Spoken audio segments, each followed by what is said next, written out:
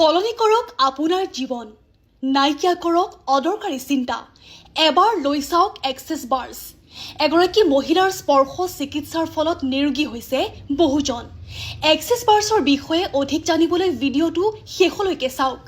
স্পৰ্শ চিকিৎসাৰ জৰিয়তে আৰু অধিক লোকক চিকিৎসা প্ৰদান কৰাৰ উদ্দেশ্যেই অসমৰ বিভিন্ন প্ৰান্তত আৰম্ভ কৰিছে প্ৰশিক্ষণ কোনো ইচ্ছুক লোকে এই চিকিৎসা ল'ব বিচাৰিলে বা শিকিব বিচাৰিলে 9101537935 আৰু 7577806476ত যোগাযোগ কৰক এক্সেছ বাৰ্ছৰ সৈতে যে এক্সেছ বাৰ্ছ যি থেৰাপি আছে তাত ধৰক উপকাৰিতা কি আছে বা কেনে ধৰণৰ ৰোগী ইয়ালে আহিব পাৰে এক্সেছ বাৰ বস্তুটো কি মানে এক্সেছ বাৰ হৈছে এটা স্পৰ্শ চিকিৎসা ইয়াৰ দ্বাৰাই আমাৰ কি কি বেমাৰ নিৰাময় হয় আমাৰ শৰীৰত থকা বিভিন্ন বেমাৰ ধৰা বিষ হওক শৰীৰত নানান ধৰণৰ মানুহৰ বিষ এনজাইটি ডিপ্ৰেশ্যন মানি ব্লকেজ ৰিলেশ্যনশ্বিপ পঢ়া শুনাৰ সমস্যা চাকৰিৰ সমস্যা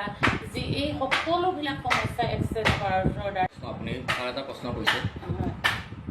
যিখিনি ধৰক ছাত্ৰ ছাত্ৰী আছে পিতৃ মাতৃসকলে ধৰক ভাৰসাম্যতা হেৰুৱাই পেলাই ছাত্ৰ ছাত্ৰীসকলক লৈ পেলাই শিক্ষাৰ দিশটো তেওঁলোকে মোবাইলৰ প্ৰতি আগ্ৰহী হয়